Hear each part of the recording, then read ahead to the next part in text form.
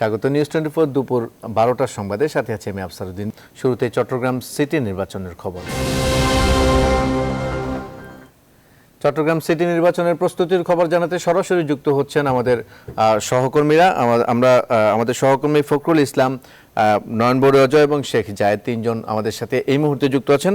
আমরা শুরুতে আমাদের সহকর্মী ফখরুলের সাথে যুক্ত হব। ফখরুল, কাল ভোট, সুষ্ঠু ভোট নিশ্চিত করতে কি ব্যবস্থা নিয়েছে নির্বাচন কমিশন?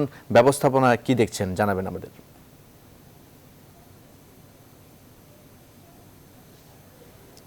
আফসার, এই মুহূর্তে আমি আছি নগরের জিমনেশিয়াম, যেখান থেকে আসলে ভোটের যে সরঞ্জামগুলো রয়েছে, অর্থাৎ প্রথমবারের মতো সিটি কর্পোরেশনে যে ইভিএম পদ্ধতিতে ভোট গ্রহণ অনুষ্ঠিত হবে, যার কারণে যে ইভিএমের যে মেশিনগুলো রয়েছে সেগুলো আসলে সকল মেশিন সরঞ্জাম সেগুলো এখান থেকে 735টি ভোট কেন্দ্র, সেই ভোট কেন্দ্রগুলোতে পৌঁছে দেওয়া হচ্ছে। এখানে আইনশৃঙ্খলা বাহিনীর সদস্য কড়া নিরাপত্তার মধ্য দিয়ে রিটার্নিং নির্বাচনী যেসব কর্মকর্তারা রয়েছেন তাদের কাছ থেকে এই জিমনেশিয়ামের যে বেনুটি রয়েছে এখান থেকে ভোটের সরঞ্জামগুলো বুঝে নিয়ে তারা তাদের ভোট কেন্দ্রে নিয়ে যাচ্ছেন। একে একে প্রত্যেকটি ভোট কেন্দ্রের যারা প্রিজাইডিং অফিসার আছেন তারা একে একে এসে এই মালামালগুলো তারা নিরাপত্তার সঙ্গে নিয়ে যাচ্ছেন। কিছুক্ষণ আগে রিটার্নিং কর্মকর্তা আসলেন, তিনি আমাদের সঙ্গে কথা বলেছেন।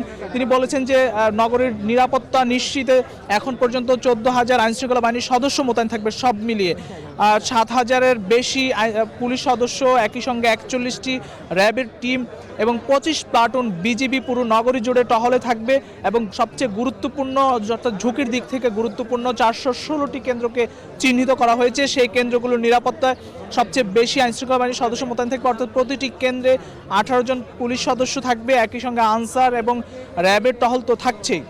আপনাকে বলতে চাই যে এছাড়া 735টি ভোট কেন্দ্র, বাকি যে সাধারণ ভোট কেন্দ্রগুলো রয়েছে সেগুলোতেও আইনশৃঙ্খলা বাহিনীর সদস্য মোতায়েন থাকবে নিয়মিতভাবেই। এবং ম্যাজিস্ট্রেটের যে টিম রয়েছে, অর্থাৎ স্ট্রাইকিং ফোর্স থাকবে, একই সঙ্গে নির্বাহী ম্যাজিস্ট্রেটের টিমও কিন্তু তারা টহলে থাকবেন। যে ভোটের দিন অর্থাৎ রাত পোহালে যে ভোটকে ঘিরে সকল আইন শৃঙ্খলা পরিস্থিতি নিয়ন্ত্রণে ম্যাজিস্ট্রেটরাও থাকবেন। তো এখন আসলে সারাদিনই 2 থেকে 3 ঘন্টার মধ্যে হয়তো এই ভোটের সরঞ্জাম ইভিএম মেশিনগুলো ভোট কেন্দ্রে পৌঁছে দেওয়া হবে এবং এরপরে আসলে নিরাপত্তা চাদরে মোটামুটি বলা যায় যে ঢেকে দেওয়া হয়েছে, যেটি আমাদেরকে রিটার্নিং কর্মকর্তা আমাদেরকে কিছুক্ষণ আগে জানিয়েছেন। আমাদের আরেক সহকর্মী আছে নাসিরাবাদে, নয়ন বড়ুয়া জয়, আমরা একটু তার কাছ থেকে সেখানকার পরিস্থিতি জানবো। নয়ন বড়ুয়া জয়।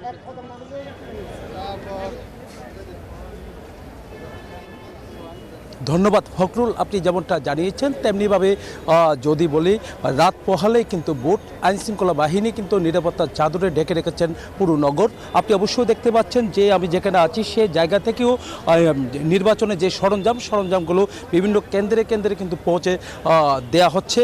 এই জায়গা থেকেও প্রায় বিভিন্ন কেন্দ্রে বলতে যে 735টি কেন্দ্র চট্টগ্রামে 4টি পয়েন্ট থেকে কিন্তু বিতরণ করা হচ্ছে। সকাল থেকে কেন্দ্রে কেন্দ্রে পৌঁছে যাচ্ছে নির্বাচনী সরঞ্জাম। সব মিলে বলা যায় নির্বাচনের যে প্রস্তুতি, পুরোপুরি প্রস্তুতি নিয়ে বসে আছে। কেন্দ্রে কেন্দ্রে যেই সরঞ্জামগুলো পৌঁছছে সেই সরঞ্জামগুলো কিন্তু টেস্ট করা হচ্ছে সেখানে। সব মিলিয়ে বলা যায় আগামীকাল সকাল 8টা থেকে 4টা পর্যন্ত সব কেন্দ্রে ইভিএমে কিন্তু ভোট গ্রহণ করা হবে বলে আমাদেরকে জানিয়েছেন। সব মিলিয়ে বলা যাচ্ছে যে প্রস্তুতি যে আইনশৃঙ্খলা বাহিনী সকাল থেকে যে পুলিশ প্রশাসনের পাশাপাশি কিন্তু বিজিবিও বিভিন্ন জায়গায় সতর্ক অবস্থা রয়েছে। 7 জন কিন্তু মেয়র প্রার্থীর পাশাপাশি কাউন্সিলর এবং কি যে সংরক্ষিত কাউন্সিলর প্রার্থী রয়েছে 255 জন। তো তারাও কিন্তু আসলে যে বিভিন্ন জায়গায় কিন্তু এখন ভোটারদের মন জয় করার জন্য যে এখন তো প্রচারণার শেষ দিন চলে গেল গতকাল, তবুও কিন্তু ভোটারদের সাথে তারা বিভিন্ন কৌশলে দেখা করছেন, বিভিন্নভাবে চেষ্টা করছেন। তারা মনে করছেন যে প্রার্থী 2 মেয়র প্রার্থী বলতে 2 বড় দলের 2 মেয়র প্রার্থী তারাই কিন্তু আসলে যে নির্বাচনের প্রতিদ্বন্দ্বিতা দেখা যাচ্ছে। যারা ভোটার আছেন তারাও কিন্তু প্রত্যাশা করছেন ভোট কেন্দ্রে যদি তারা নিজেরা যদি কিন্তু সেই কেন্দ্রে গিয়ে ভোট দিতে পারে তাহলে যে সুষ্ঠু নির্বাচন যদি হয় তাহলে তাদের পছন্দের প্রার্থীকে তারা বাছাই করে আনতে পারবে বলে তারা আমাদেরকে জানিয়েছেন। তো এই ছিল আমার এখানকার সর্বশেষ। আমি ফিরে যাব, আমার সহকর্মী অপেক্ষা করছেন শেখ জাহিদের কাছে।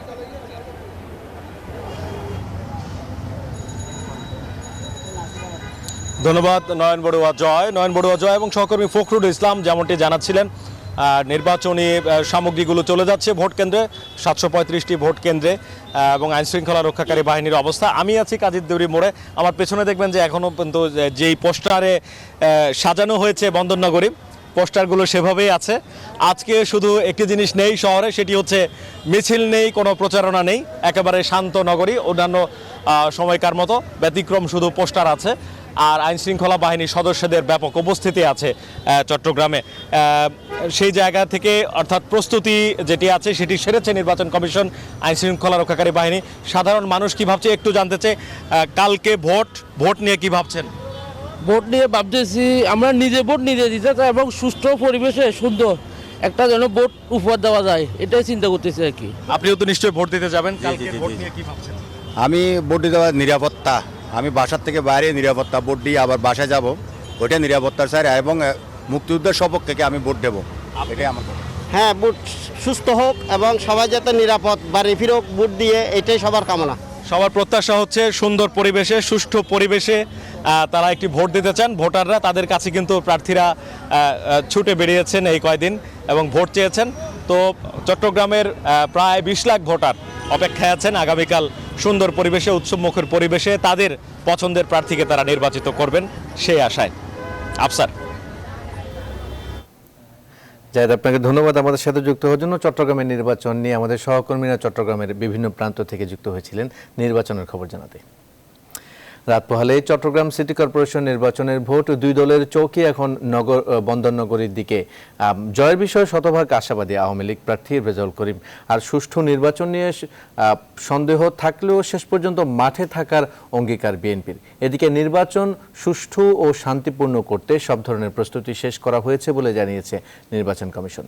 নয়নবরা জয়ের প্রতিবেদন জানাচ্ছেন আসিফ টিপু। গত কয়েকদিনে প্রার্থীদের বিরামহীন প্রচারণা শেষে এখন অনেকটাই নীরব বন্দরনগরী চট্টগ্রাম। সোমবার মধ্যরাতে শেষ হয় সব ধরনের প্রচারণা। কে হবেন চট্টগ্রামের নগরপিতা নির্ধারণে ভোট গ্রহণ আগামীকাল। সুষ্ঠুভাবে সারিবদ্ধভাবে ভোট দিতে পারে ওরকম শান্তি শৃঙ্খলার ওরকম চাই আমরা। যার ভোট তাই যেমন প্রয়োগ করতে পারে, আমি সেরকম নির্বাচনে চাই। বুধবার সকাল 8টায় 735টি কেন্দ্রে একযোগে ভোট গ্রহণ শুরু হয়ে চলবে বিকেল 4টা পর্যন্ত। সবগুলো কেন্দ্রেই ভোট হবে ইভিএমে। জয়ের বিষয়ে আশাবাদী হলেও প্রধান দুই দলের প্রতিদ্বন্দ্বী মেয়র প্রার্থী নির্বাচনের পরিবেশ নিয়ে আশঙ্কা প্রকাশ করেছেন। আমরা নির্বাচনের শেষ পর্যন্ত আমরা দেখে ছাড়বো ইনশাল্লাহ, এবং তাদের এই যে ভোট ডাকাতের ইতিহাস বিশ্বে আমরা সেটা দেখিয়ে দেব। নির্বাচনের বর্তমান পর্যন্ত আজকের দিন পর্যন্ত যে সুষ্ঠু সুন্দর পরিবেশ বজায় আছে, এই পরিবেশ বজায় থাকলে ইনশাআল্লাহ প্রতিটি মানুষ, প্রতিটি ভোটার ভোট কেন্দ্রে গিয়ে তার পছন্দ মতো প্রার্থীকে নির্বাচিত করবে।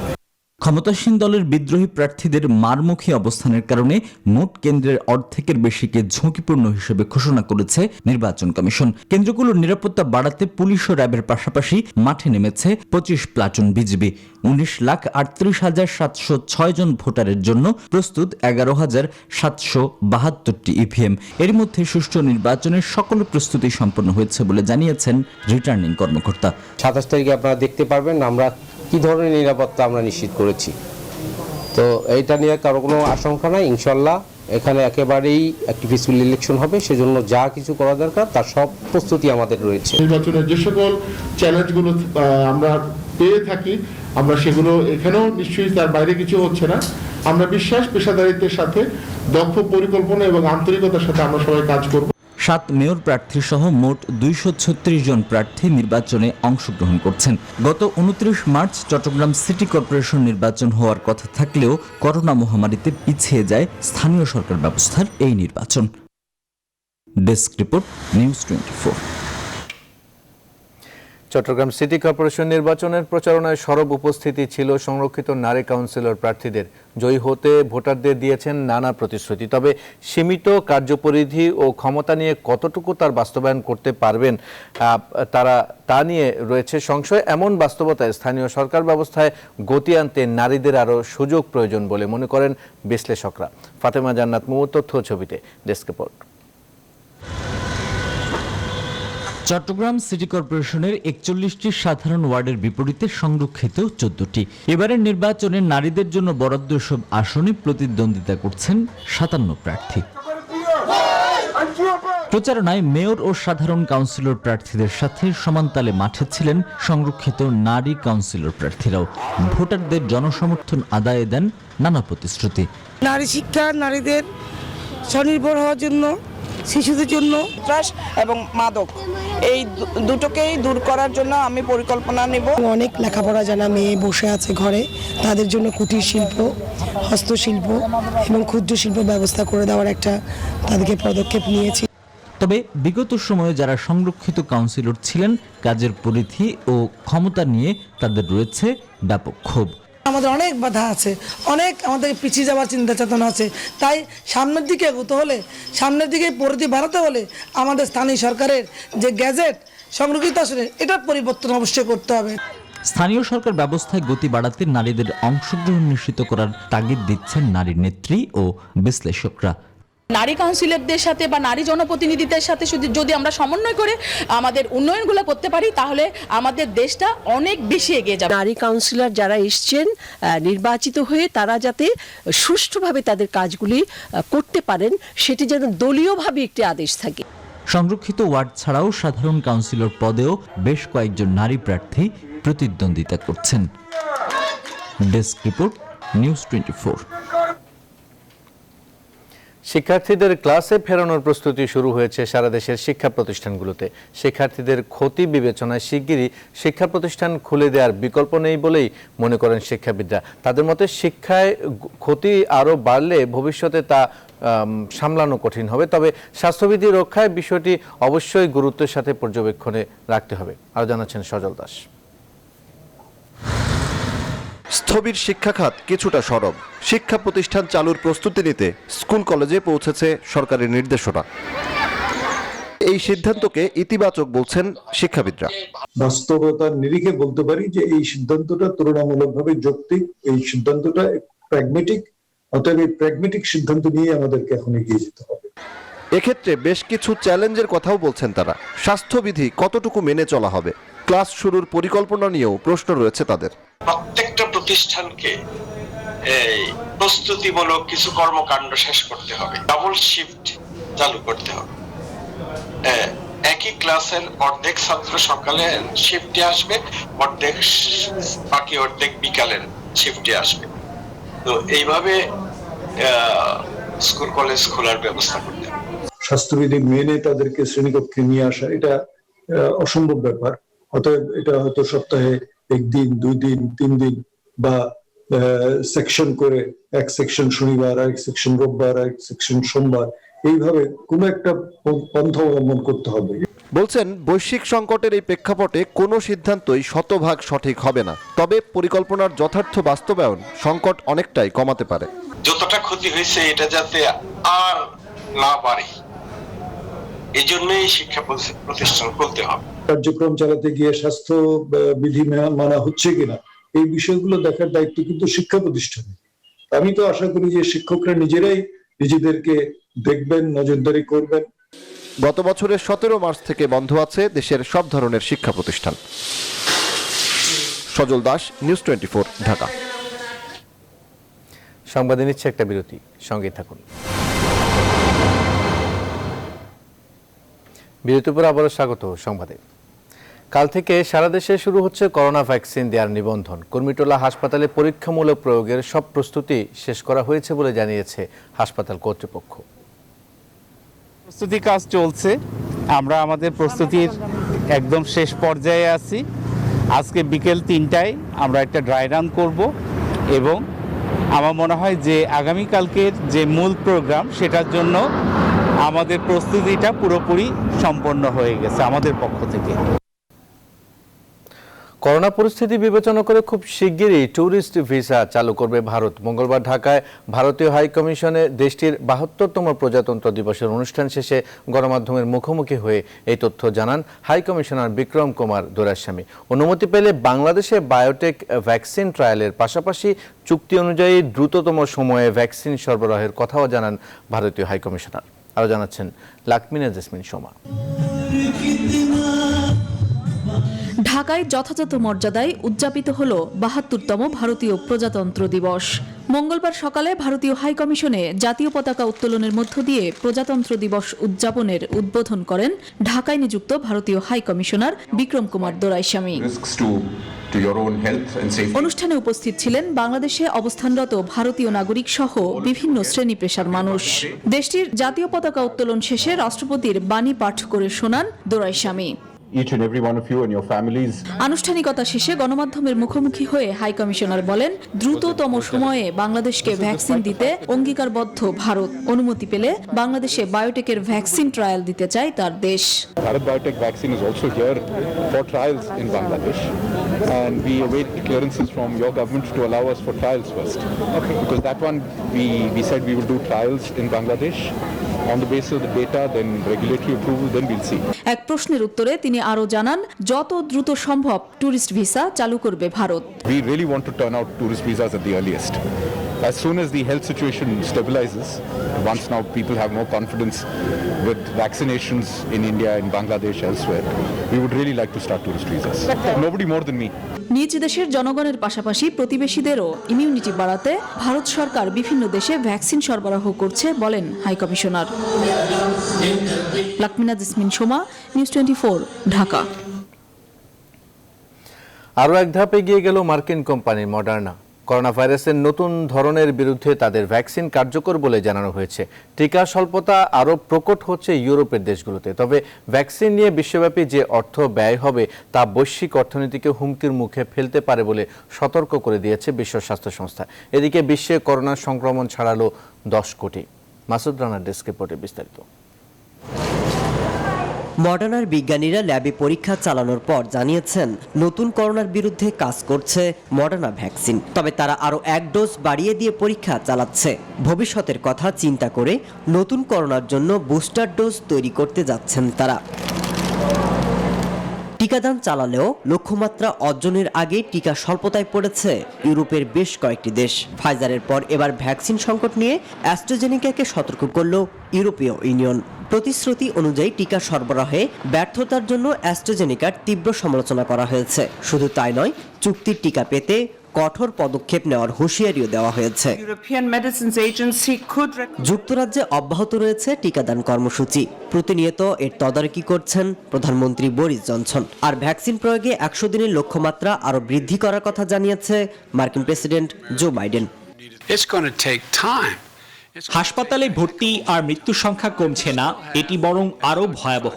আমরা করোনা রোধের পদক্ষেপ আরো বৃদ্ধি করব। ভ্যাকসিন নিয়ে বিশ্বব্যাপী ব্যয় হতে পারে প্রায় 10 ট্রিলিয়ন মার্কিন ডলার। আর যে অর্থ ব্যয় হবে তা বৈশ্বিক অর্থনীতিকে হুমকির মুখে ফেলতে পারে বলে সতর্ক করে দিয়েছে বিশ্ব স্বাস্থ্য সংস্থা। এদিকে করোনা ভাইরাসে আক্রান্ত ও মৃত্যুর সংখ্যা দিন দিন বেড়ে চলেছে। বিশ্বে গেল একদিনে সবচেয়ে বেশি মৃত্যু আর সংক্রমণ দেখেছে যুক্তরাষ্ট্র, যুক্তরাজ্য, ইতালি, ব্রাজিল সহ ইউরোপের বেশ কয়েকটি দেশ। মাসুদ রানা, নিউজ 24। এবার পৌর নির্বাচনের খবর। তৃতীয় ধাপে 64টি পৌরসভায় ভোট হবে আগামী 30 জানুয়ারি। নির্বাচন ঘনিয়ে আসায় জমে উঠেছে প্রার্থীদের প্রচার প্রচারণা। ভোটারদের মন জয়ে এলাকার উন্নয়নের নানা প্রতিশ্রুতি দিচ্ছেন পাবনা, নওগাঁ ও বগুড়ার পৌর নির্বাচনের মেয়র ও কাউন্সিলর প্রার্থীরা। প্রতিনিধিদের তথ্য ও চিত্রে ডেস্ক রিপোর্ট। শেষ মুহূর্তে প্রার্থীদের প্রচার প্রচারণায় জমে উঠেছে পাবনার পৌর এলাকা। এই পৌরসভায় মেয়র পদে আওয়ামী লীগ, বিএনপি সহ 5 জন, সাধারণ কাউন্সিলর পদে 74 জন ও সংরক্ষিত নারী কাউন্সিলর পদে 17 জন প্রার্থী প্রতিদ্বন্দ্বিতা করছেন।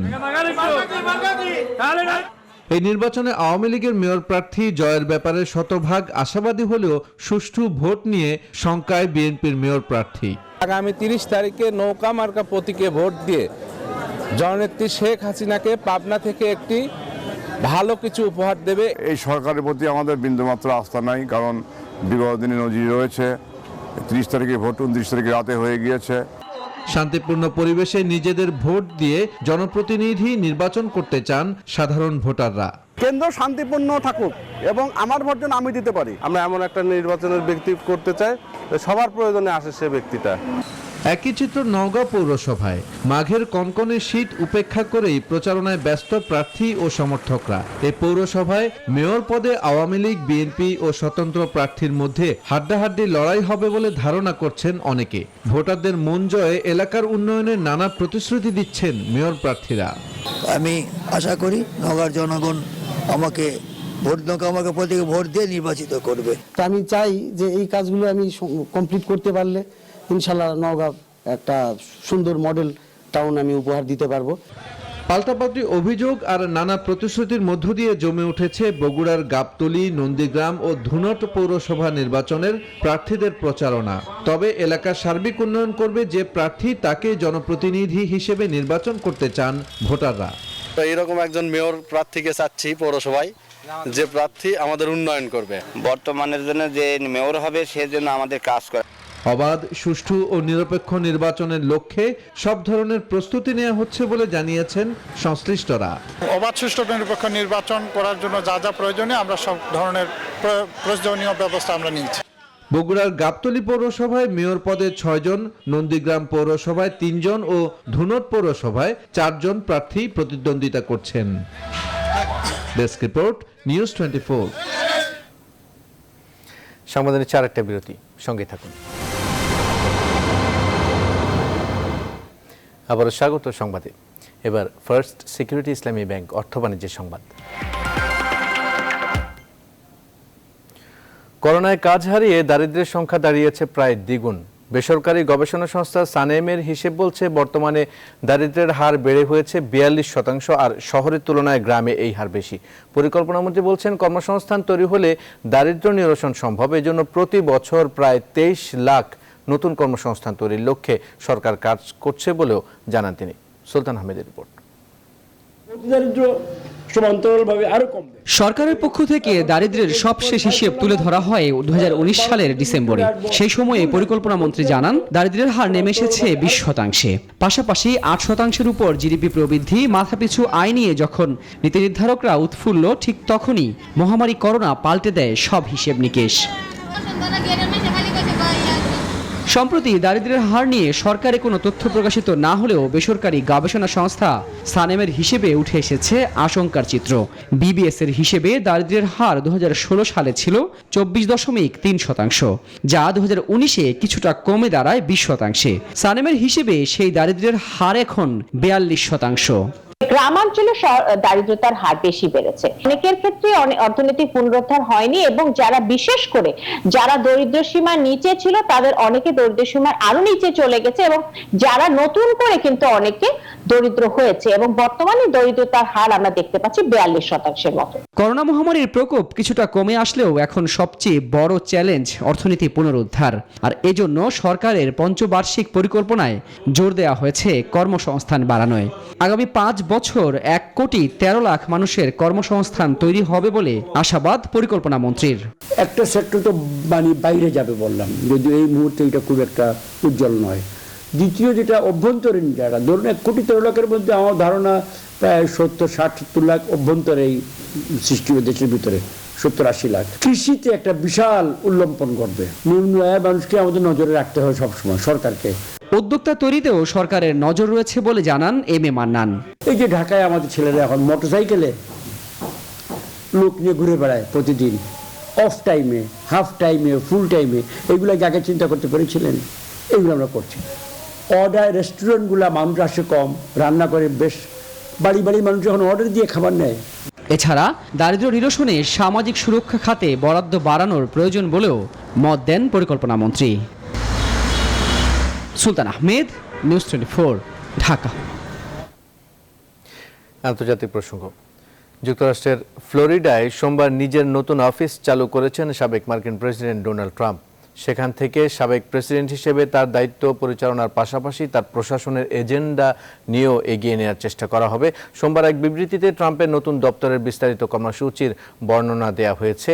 একই দিনে তার অভিশংসনের বিচার শুরু করতে প্রতিনিধি পরিষদ থেকে সিনেটে আনুষ্ঠানিকভাবে অভিযোগ দাখিল করা হয়েছে। প্রতিনিধি পরিষদের 9 ডেমোক্রেট সদস্য ট্রাম্পের এই অভিশংসন প্রক্রিয়ায় প্রসিকিউটরের ভূমিকায় থাকছেন বলে জানিয়েছে রয়টার্স। 435 সদস্যের প্রতিনিধি পরিষদে প্রস্তাবটি 232-197 ভোটে পাশ হয়েছিল, যার মাধ্যমে প্রথম মার্কিন প্রেসিডেন্ট হিসেবে দ্বিতীয়বারের মতো অভিশংসিত হন ট্রাম্প। রাশিয়ার বিরোধী নেতা অ্যালেক্সি নাভালনির প্রতি রুশ সরকারের আচরণে উদ্বেগ প্রকাশ করেছেন মার্কিন প্রেসিডেন্ট জো বাইডেন। অবিলম্বে নাভালনিকে মুক্তি দিতে পুতিন প্রশাসনের প্রতি আহ্বান জানিয়েছে জার্মানি। রাশিয়ার বিক্ষোভকারীদের ধরপাকড়ের ঘটনায় নিন্দা জানিয়েছে মস্কোবাসীরাও। তবে কোনো কিছুতেই কর্ণপাত না করে বিক্ষোভকারীদের সন্ত্রাসী হিসেবে আখ্যা দিয়েছেন রুশ প্রেসিডেন্ট ভ্লাদিমির পুতিন। নিচ্ছে আরেকটি বিরতি, সঙ্গে থাকুন। আরেকবার স্বাগত সংবাদে। বিনোদনের খবর। জাতির পিতা বঙ্গবন্ধুর বায়োপিকে বঙ্গবন্ধুর স্ত্রীর চরিত্রে অভিনয় করতে যাচ্ছেন প্রার্থনা ফারদিন দিঘি। ফজিলাতুন্নেসা মুজিব ওরফে রেনুর কিশোরী বেলার চরিত্রে দেখা যাবে তাকে। খুব শীঘ্রই শুটিংয়ে অংশ নিতে মুম্বাই পাড়ি দিবেন এই অভিনেত্রী। এর আগে নিউজ 24-কে জানালেন অডিশনের অভিজ্ঞতা এবং তার বর্তমান ব্যস্ততা। বিস্তারিত জানাচ্ছেন ফাতেমা কাউসার। আমাদের একটা ময়না পাখি আছে না, সে আজকে আমার নাম ধরে ডেকেছে, আর এই কথাটা না আমার কিছুতেই বিশ্বাস করছে না। এই একটি সংলাপের মাধ্যমে সবার প্রিয় মুখ হয়ে ওঠে শিশু শিল্পী দিঘি। এক যুগ আগে সেই দিঘি এখন কলেজ ছাত্রী। শিশু শিল্পী হিসেবে প্রায় 36টি চলচ্চিত্র অভিনয় করে 3বার অর্জন করেন জাতীয় চলচ্চিত্র পুরস্কার। সে না থাকলে তো দিঘি আজকে এই জায়গায় থাকতোই না। একটা শিশু শিল্পীকে সে তৈরি করেছে। দীর্ঘ বিরতির পর জাতির পিতার বায়োপিক বঙ্গবন্ধু সিনেমা দিয়ে বড় পর্দায় ফেরার কথা ছিল দিঘির। তবে করোনা বাস্তবতায় শুটিং আটকে যাওয়ায় প্রথম ক্যামেরার সামনে দাঁড়ান শাপলা মিডিয়া সিনেমার টুঙ্গিপাড়ার মিয়া ভাই দিয়ে। ওটা হচ্ছে বঙ্গবন্ধুর কিশোর জীবন নিয়ে, আর ওটাতে আমার চরিত্র হচ্ছে রেনু। বঙ্গবন্ধুর কিশোর জীবনের যে রেনুর যে ভূমিকাটা, আমারও ক্যারেক্টারটা ওটাই, একটু ডিফারেন্ট ক্যারেক্টার। সব মিলিয়ে করতে এক্সপিরিয়েন্স খুব ভালো ছিল। গত বছর 9 ফেব্রুয়ারি বিটিভিতে বঙ্গবন্ধু সিনেমার অডিশন দেয় এই অভিনেত্রী। জানালেন কেমন ছিল সে অভিজ্ঞতা। আমি যেহেতু প্রস্তুতি নিয়েই রেখেছিলাম, অনেক ডকুমেন্টারি দেখেছি ওনার উপরে, ফজিলাতুন্নেসা মুজিবের উপরে, অনেক বই পড়েছি, তারপর বঙ্গবন্ধুর জীবনী পড়েছি এগুলো, এবং আমি ওখানে গিয়ে দেখেছি খুব বড় বড় অভিনেতা অভিনেত্রীরা অডিশন দিচ্ছে। তো আসলে এখানে লবিং বলতে কিছুই নেই। 2011 সালে দিঘির মা নায়িকা দোয়েল মারা যাওয়ার পর চলচ্চিত্র থেকে দূরে ছিলেন দিঘি। বর্তমানে তার হাতে রয়েছে প্রায় ডজন খানেক সিনেমার কাজ। আমি সবসময় কোয়ালিটি ফিল্মস পছন্দ করি, কোয়ান্টিটি না। সো কোয়ালিটি বলতে আমি সবসময় মনে করি যে একটু মৌলিক, একটু অন্যরকম, হ্যাঁ, যেটা কিনা মানুষ বলবে গতানুগতিকের থেকে আলাদা, যে হয়তো বা মা থাকলে এরকম এরকম করতো, ওটা ভেবেই আসলে তার সামনের পথগুলো চলা। বাংলাদেশ ও ভারতের যৌথ প্রযোজনায় নির্মিত বঙ্গবন্ধু বায়োপিক শুটিং শেষে এবছরই মুক্তির কথা রয়েছে। আর এই সিনেমায় অভিনয়ের জন্য খুব শীঘ্রই মুম্বাই যাচ্ছেন দিঘি। ক্যারিয়ার একটা শুরু করছে এক জায়গায়, এটা নিয়েই আপাতত আমার চিন্তা ভাবনা। ফাতেমা কাউসার, নিউজ 24, ঢাকা। সংবাদে আয়োজন এখন এ পর্যন্তই। দেখছেন নিউজ 24। ধন্যবাদ।